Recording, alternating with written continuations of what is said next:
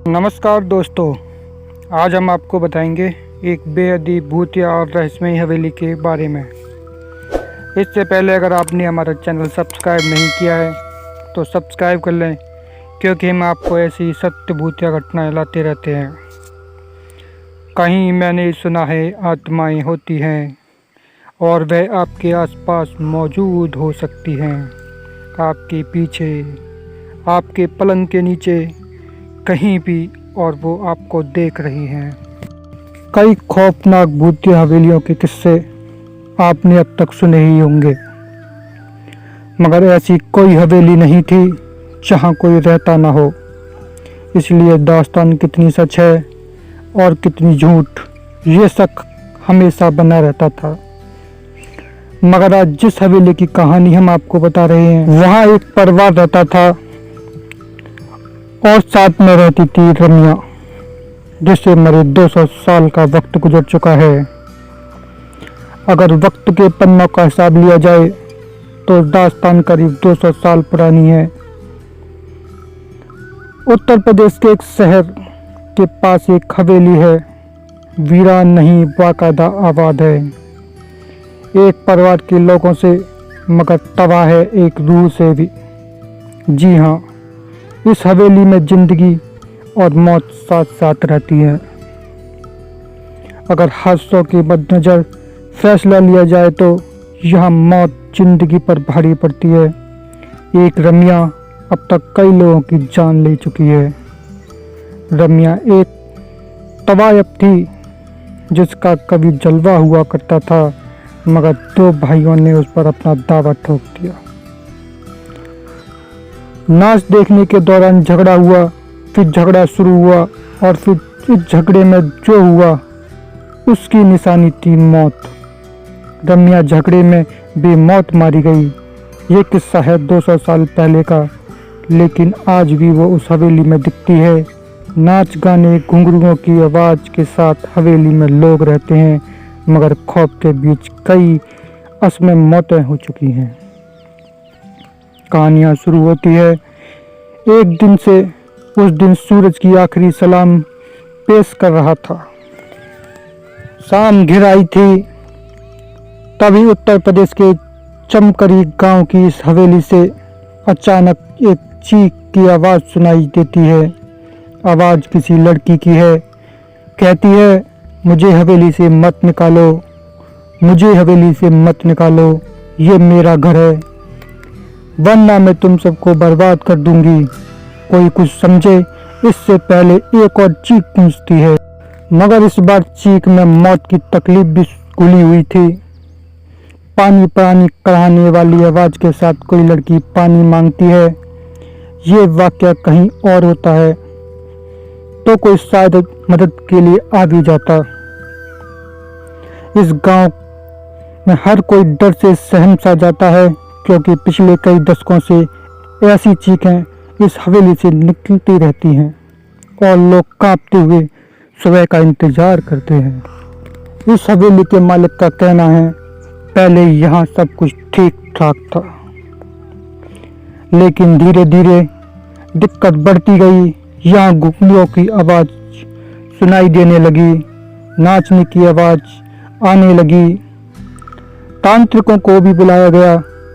कभी कभी आवाज़ें आती, आपको घर छोड़कर जाना पड़ेगा, ये मेरा घर है, ये मेरा घर है। इस तरह से वो लोग डर जाया करते थे।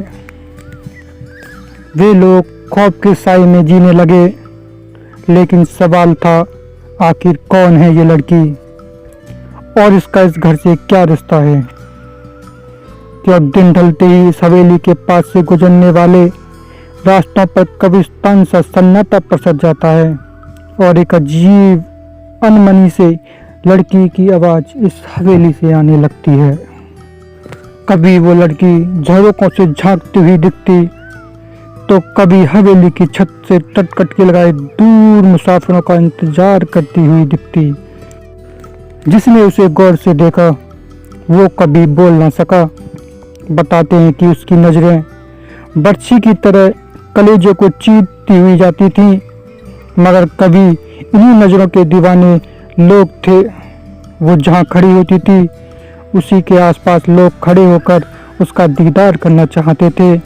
खिड़कियों पर लोगों की नजरें टिकी रहती थी।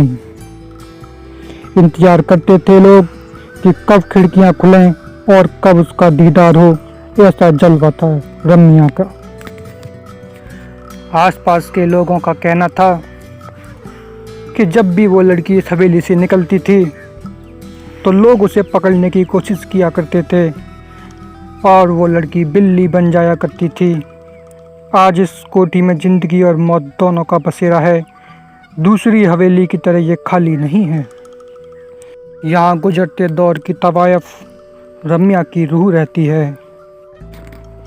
यहाँ रहने वाले लोगों पर क्या गुजरती है ये तो वहीं रहने वाले लोगों को पता है।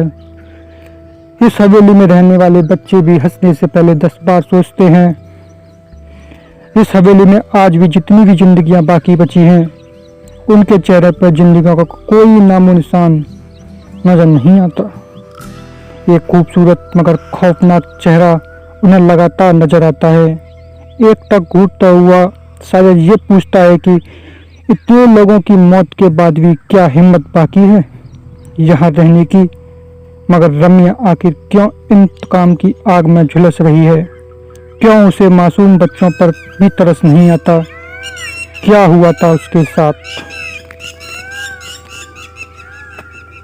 रम्या के दीवानों में 2 सगे भाइयों का नाम बेशुमार हुआ करता था जो तकरीबन हर शाम उसके पास गुजारा करते थे। मगर रम्या उस बालक का नाम था जिसकी खूबसूरती और हुनर के आगे क्या रिश्ते और क्या नाते पल भर में बिखर जाया करते थे।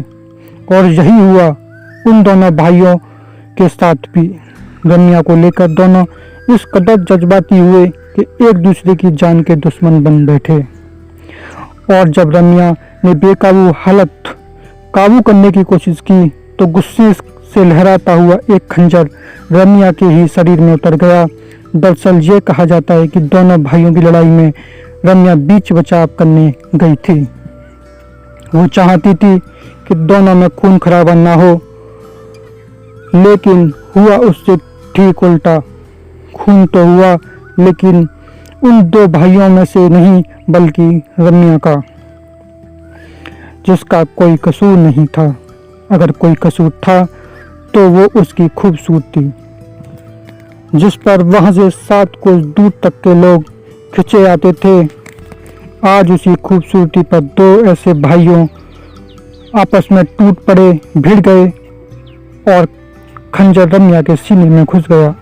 वो खंजर बहुत गहरा जख्म छोड़ गया। जिंदगी की सांसें उसकी टूटी हुई पायल की घुंघरुओं की तरह बिखरती जा रही थी। मौत दस्तक दे चुकी थी। और फिर रम्या के साथ ही नाच गाना मस्ती ठिठोली सब कुछ खत्म हो गया उसकी मौत के साथ ही। और ये मौत इस हवेली पर बहुत भारी पड़ी। वक्त बीतता गया मगर उसकी यादें कभी धुंधली नहीं पड़ती भी कैसे, क्योंकि रम्या ने तो उस हवेली का पीछा छोड़ा ही नहीं था। वो आज भी लोगों को नजर आती है, मगर गाती गुनगुनाती नहीं बल्कि बदहवास घूमती हुई, याद करती हुई उन सुनहरे दिनों की जब एक महफिल उठती नहीं थी, दूसरी सजाने के लिए बेताब हो जाती थी। फर्क सिर्फ इतना है कि 200 साल पहले इस ड्योढ़ी से निकला हर कदम मस्ती से झूमता हुआ निकलता था, मगर आज यहाँ से लाशें निकलती हैं। इस बारे में हवेली के मालिक का कहना है, मेरी माँ को एक दिन साया दिखाई दिया था, इसके बाद उसकी मौत हो गई। इसी तरह रम्या का प्रकोप हमारी हवेली पर हमेशा खौफनाक साई की तरह पड़ता गया। आज भी रम्या की आत्मा वहाँ पर रहने वाले लोगों को डराती है और उस हवेली में रहने के लिए मना करती है। वहाँ के मालिक का कहना है, वो रम्या को हर रात नाचते हुए दिखते हैं और रम्या उन्हें बहुत डराती है। पर अब उनकी वो सब आदत सी हो गई है। वो रम्या के खौफ में जी रहे हैं, लेकिन इसका कोई उपाय नहीं है। बहुत सारे तांत्रिक लोगों ने उसे वहां से निकालने की कोशिश की, लेकिन रम्या है कि वहां से जाने का नाम ही नहीं लेती है। कई तांत्रिक आए और डर कर भाग गए। इस हवेली के कोने कोने में रम्या का ही वास है। वो वहाँ किसी और को नहीं रहने देगी। बहुत सारे तांत्रिक आए गए, लेकिन रम्या वहाँ से टस से मस न हुई। कई तांत्रिक तो उस हवेली से कभी वापस ही न जा सके। रम्या का खौफ आज हर तरफ वहाँ फैला हुआ है। लोग उस हवेली के पास जाने से भी कतराते हैं। दोस्तों, आपको कैसी लगी ये रम्या की कहानी? क्या आप कभी उस हवेली के पास जाना चाहेंगे? क्या आप उस हवेली में रहना चाहेंगे? क्या आपको लगता है कि ये कहानी सच्ची है? कृपया करके कमेंट बॉक्स में बताएं। धन्यवाद।